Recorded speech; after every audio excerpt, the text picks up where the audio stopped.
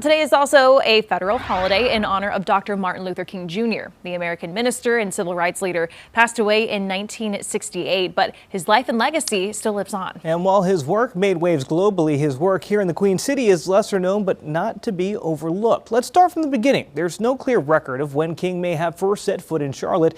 However, images on record do reveal that King was seen at Douglas Municipal Airport in 1954. In that image, King was seen meeting with the president of the North Carolina National Association for the Advancement of Colored People, Kelly Alexander Sr.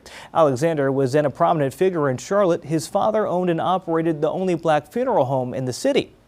Let's jump ahead to 1960. It was on September 25th of that year when King delivered a speech to nearly 2,700 people at Charlotte Park Center.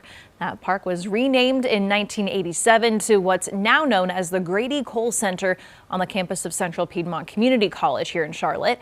The speech King gave there was an early iteration of the famous "I Have a Dream" speech. 2 years later, in 1962, there would be another Charlotte connection for Dr. King, although it wouldn't happen in the Queen City. As rumor has it, that's when Charlotte preacher Billy Graham, a friend of King, discreetly bailed him out of jail in Albany, Georgia.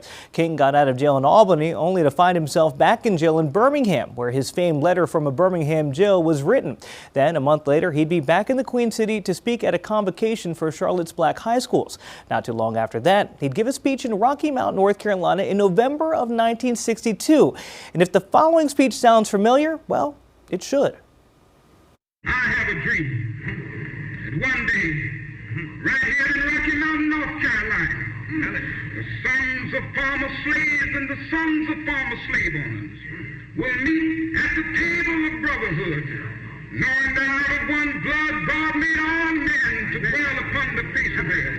I have a dream that one day men all over this nation will recognize that all men were created equal.